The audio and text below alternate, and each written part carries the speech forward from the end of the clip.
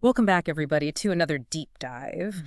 Today, we're going to be kind of exploring this whole concept of a modern-day trek of faith. Oh, okay. And, it's inspired by this early Latter-day Saint pioneers. Right. And you sent over Elder M. Russell Ballard's Yeah. address. The trek continues. It's from October 2017. hmm And, let's kind of see what nuggets of wisdom we can unearth here together. Yeah, I like that unearthing wisdom. Yeah. I think this address will resonate with you in some pretty surprising ways, even though most of us aren't exactly, pulling hand carts across the plains these days. Yeah, definitely. I mean, Elder Ballard starts by taking us back to 1869 in the Salt Lake Valley. Okay. He paints this really kind of vivid picture of Yeah. over 70,000 saints Wow. from all these different backgrounds, Yeah. all united by their faith and working to build Zion. Right. It's pretty mind-blowing to think about. It really is. And what I think is so fascinating is that he doesn't just gloss over the challenges that they faced. Right. He actually, highlights this story of Jane Manning James, who was the daughter of a freed slave, Okay. who became this really devoted Latter-day Saint. Yeah.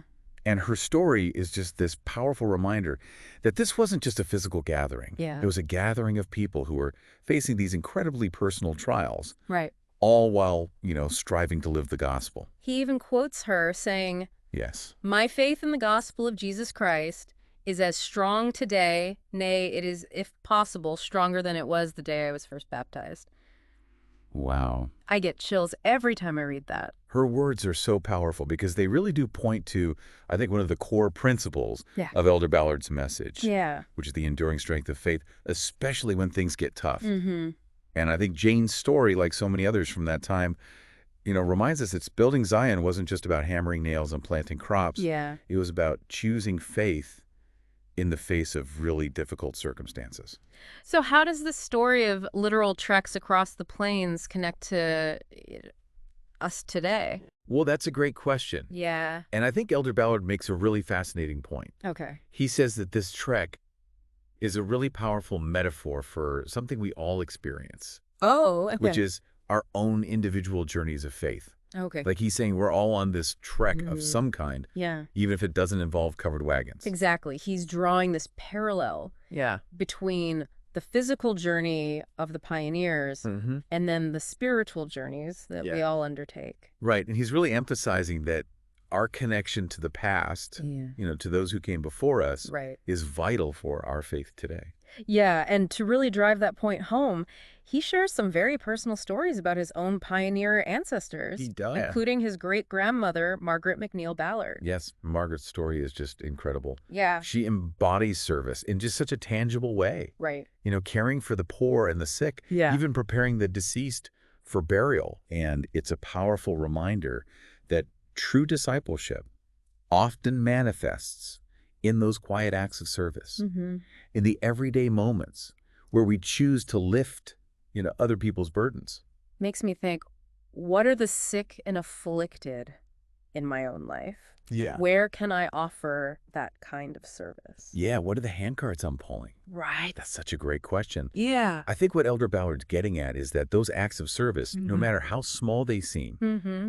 that's how we live our faith in a tangible way. Yeah. They're the modern day equivalent of, pulling a handcart across the plains. Yeah. It's about putting our faith into action. Right. It's about really, living what we believe. Yeah, definitely. And I think that's what's so inspiring about Margaret's story. Right. It's not about grand gestures or, big pronouncements. Mm-hmm. It's about those everyday acts of love and compassion Yeah. that really make a difference. It's about showing up.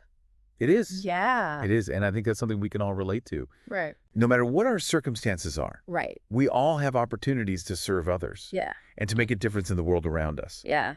Definitely. I think that's a really empowering message. I agree.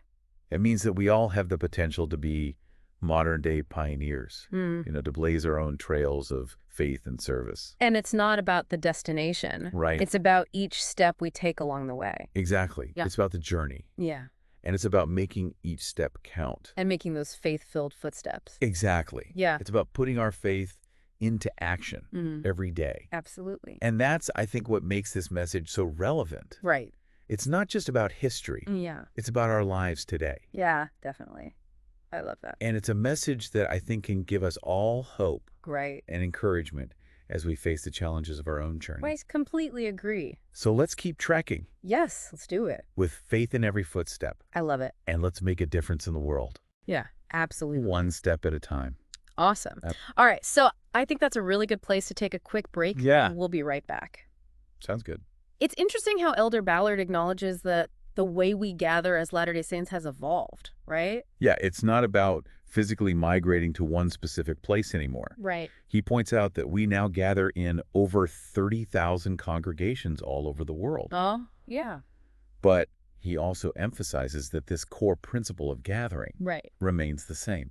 So what does that look like in a practical sense today? Well, he connects this idea of gathering to a really powerful concept, Okay. that of Zion being the pure in heart. Okay. And it's this phrase from Doctrine and Covenants 97.21 Right. that really kind of shifts our perspective on what it means to gather as a people. Okay. I'm intrigued. Explain that to me like I'm 5. Okay. How does that change our understanding of gathering? Well, it makes Zion much more personal and accessible. Oh, okay. It's no longer just about a physical place, Right. but it's about this inward journey. Okay. It's about individuals striving for righteousness regardless of where they live. We become part of Zion, Right. not just by being in a specific location, Right. but by cultivating a pure heart. That's a really beautiful way to think about it. Yeah. It's about creating Zion within ourselves. Yeah. And then kind of extending that outward to our families and our communities. Precisely. And that brings us to another crucial point that Elder Ballard raises, which is that not all journeys of faith are easy. Right. Some are filled with sorrow, even despair. Yeah. He doesn't sugarcoat the reality Right. that there will be challenges along the way. He even asks us some pretty pointed questions, right? He does. Like, where are our footsteps actually taking us? Yeah. Are we headed towards that, the multiplicity of blessings that the Savior has promised? It definitely made me stop and think. Yeah, me too. And that's the power of Elder Ballard's message, I think. Yeah. It's not just about reminiscing about the past. Yeah. It's about applying those lessons to our lives right now. Mm-hmm. He's challenging us to examine the direction of our own trek, Okay. to make sure our footsteps are leading us towards our desired destination. Okay, so let's say we're committed to this journey, Yeah. to making those faith-filled footsteps. Okay. What are some of the pitfalls we should be aware of? Well, What can trip us up along the way? Elder Ballard is very specific about this. Okay. He warns against false teachings, Right. those get-rich-quick schemes, Yeah. and even some of the questionable healing practices that pop up from time to time. Right. It's a reminder that we need to be discerning to carefully evaluate the information that we're bombarded with. Yeah, it feels especially relevant today. Yeah. With just so much information and misinformation Right. swirling around us all the time. Absolutely. It's easy to get pulled in different directions, Right. especially if we're not anchored to something solid. Yeah. And he's not just talking about avoiding the bad stuff. Yep. He also emphasizes what we should be clinging to. Yes. The doctrine of Christ. Yeah. The guidance of our ordained leaders and reliable sources of truth. Exactly. It's like he's giving us a map and compass Right. to navigate this modern day trek. Right. So if we're thinking about navigating this modern trek, Okay. what are some of the tools or resources that we can rely on? Yeah. What are our modern day equivalents of those covered wagons Yes. and pioneer companies? Well, Elder Ballard reminds us that we don't have to go it alone. right. He talks about the importance of community. Mm-hmm. And he draws a parallel to the support systems that the early pioneers had, Right. their priesthood quorums and relief societies. Yeah, that makes me think about all the ways that we can connect and support each other Yeah, in our wards and branches today. absolutely. Not to mention all the resources that the church provides. Right. The scriptures, general conference, talks, even things like the Gospel Library app. It's a beautiful tapestry of support, really. Yeah. And just like those pioneers relied on each other for strength and encouragement, Right. we're meant to do the same. Yeah. We're not meant to be lone wolves on this path. It's a good reminder that we're all in this together, We are. facing our own individual challenges and triumphs, Yeah. and we need each other. And you know what strikes me is particularly relevant is how Elder Ballard connects this idea of community Okay. to the concept of ministering. Right. He emphasizes that we're not just meant to support each other within our own congregations, but to reach out to those beyond our immediate circles, Okay. to embrace those who might be struggling on their own treks.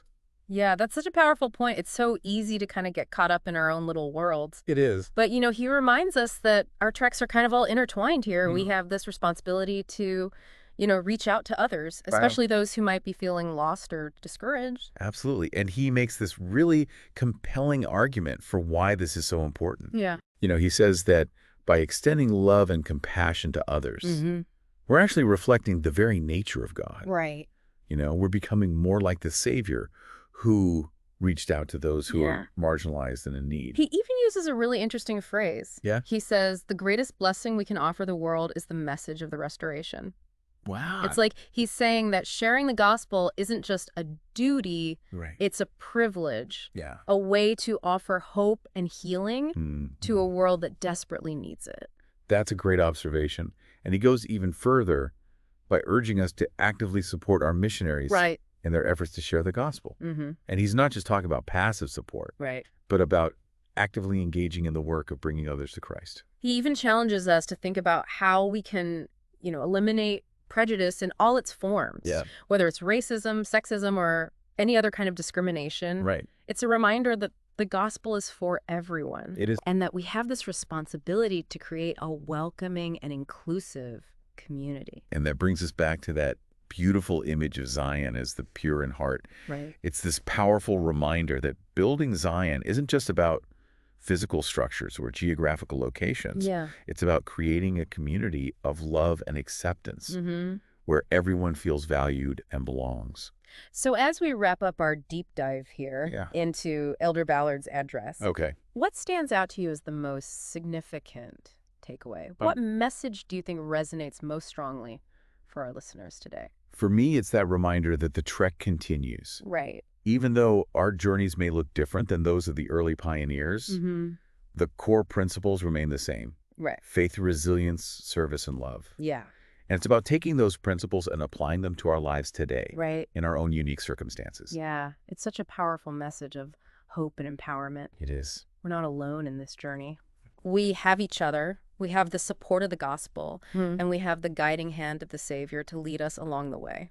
And as you continue on your own personal trek, Yeah. what challenges are you facing? Right. Where do you need to kind of dig deep and rely on your faith? Mm. And how could you extend that same love and compassion to those around you, Right. creating your own little piece of Zion wherever you go? Those are some great questions to ponder. Yeah, As always, thanks for joining us for this deep dive. of course. Until next time, keep exploring, keep learning, and keep the faith.